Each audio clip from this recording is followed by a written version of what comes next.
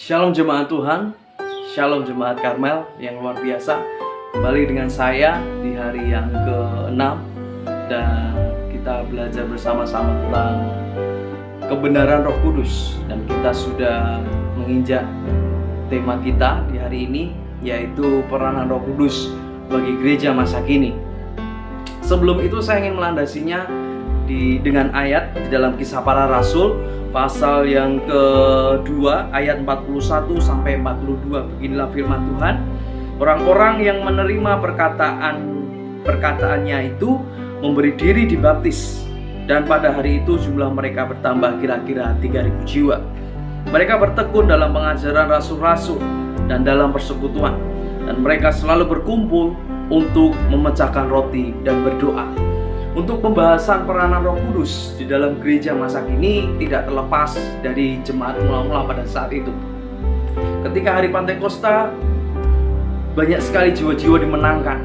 Bahkan banyak sekali orang yang menerima lawatan Tuhan, dan orang yang percaya kepada Tuhan itu semakin bertambah.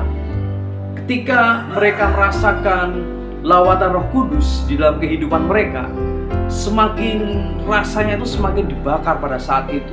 Semakin menyala-nyala roh mereka, semakin bersemangat untuk bersaksi. Untuk bersaksi siapa itu Tuhan Yesus.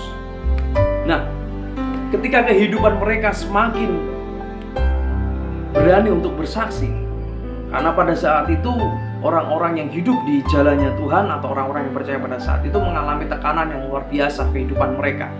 Jadi Injil Kristus tidak mudah untuk disebarkan pada saat itu, tidak mudah untuk disaksikan pada saat itu. Tetapi hal itu tidak menghalangi mereka untuk menambah jiwa-jiwa bagi Tuhan. Kehidupan mereka atau jemaat mula-mula ini pada saat itu seperti antara hidup dan mati. Ya, ketika mereka ketahuan memberitakan kebenaran firman Tuhan atau bersaksi, mereka akan dibunuh pada saat itu. Nah, tetapi karena kuasa Roh Kudus, mereka tetap antusias, tetap semangat untuk bersaksi demi nama Tuhan. Dan banyak sekali orang-orang yang dimenangkan. Kenapa jemaat mula-mula pada saat itu semakin bertambah? Semakin bertambah jumlahnya seperti itu. Karena banyak jiwa-jiwa dimenangkan. Kuncinya adalah ketika mereka dilawat Roh Kudus dan mereka bertekun dalam pengajaran rasul-rasul dan dalam persekutuan. Firman Tuhan mengatakan seperti itu. Mereka berkumpul dan memecahkan roti dan berdoa. Ketika lawatan Roh Kudus terjadi, mereka tidak stagnan. Mereka cuma tidak hanya bisa berdoa, mereka cuma menanti-nantikan terus Tuhan, beribadah seperti biasa, tidak. Tapi mereka terus bertekun di dalam pengajaran rasul-rasul. Apa itu pengajaran rasul-rasul? Firman Tuhan. Mereka bertekun di dalam firman Tuhan yang mereka baca, yang mereka renungkan pada saat itu. Dan bukan hanya itu, mereka bertekun di dalam persekutuan. Kalau hari-hari ini mungkin kita belum bisa melaksanakan persekutuan bersama, ya setidaknya kita bisa berfellowship melalui WA, melalui Zoom, kita bisa menyembah bersama, seharusnya seperti itu. Kita seharusnya bisa berdoa bersama dan sebagainya.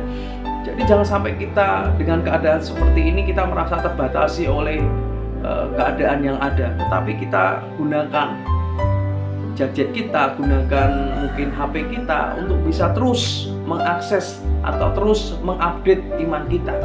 Terus hidup dalam persekutuan yang ada, berkumpul dan berdoa seperti itu. Nah, Bapak Ibu Saudara yang dikasihi oleh Tuhan, hingga pada detik ini peranan Roh Kudus masih sangat relevan dan berpengaruh dalam pertumbuhan gereja. Itu perlu kita ketahui. Dan seharusnya spirit yang dimiliki jemaat mula-mula itu ada dalam gereja-gereja masa kini.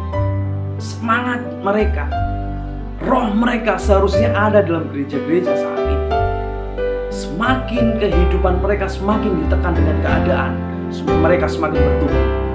Semakin kehidupan kita ditekan oleh keadaan wabah yang ada atau kondisi-kondisi yang ada sekarang ini, seharusnya gereja Tuhan semakin bertumbuh.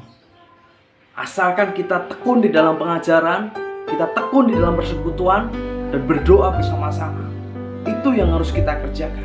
Jadi ketika kita merasakan lawatan Roh Kudus, bukan hanya kita rasakan sendiri, tetapi kita terus mengasahnya melalui apa? Pengajaran firman Tuhan melalui persekutuan, melalui doa. Oh, tidak boleh kumpul-kumpul, tidak apa-apa. Kita gunakan HP kita untuk memaksimalkan persekutuan kita, Bapak Ibu. Saudara yang dikasihi oleh Tuhan, peranan Roh Kudus di dalam gereja masa kini adalah memberikan kuasa kepada setiap orang yang percaya untuk menjadi saksi bagi Kristus, bagi banyak orang. Seperti yang dikatakan dalam Kisah Para Rasul yang pertama ayat yang ke-8. Jika kamu tetapi kamu akan menerima kuasa kalau Roh Kudus turun ke atas kamu, dan kamu akan menjadi saksiku di Yerusalem dan seluruh Yudea dan Samaria dan sampai ke ujung bumi. Ketika Roh Kudus turun atas setiap kita, maka kita bersiap untuk menjadi saksinya Tuhan. Ketika Roh Kudus memenuhi hidup kita, kita siap menjadi saksi.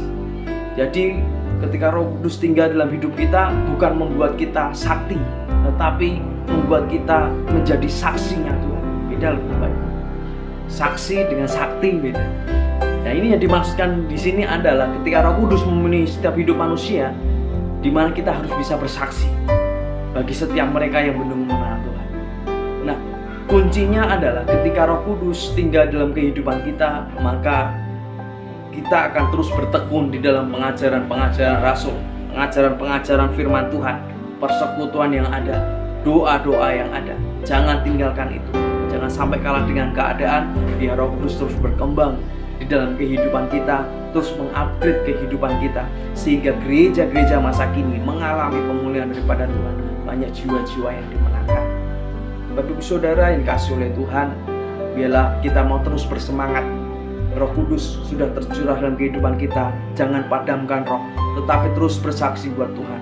Jangan kalah dengan keadaan, tetapi biarlah dengan keadaan yang ada, kita mau menjadi saksinya Tuhan. Mari kita mau bergumul lebih lagi. Kita mau tinggal dalam hadirat Tuhan lebih lagi. Kita mau terus merasakan hadirat Tuhan dengan kuasa rohnya yang terus membakar kita untuk bersemangat menjadi saksinya Tuhan.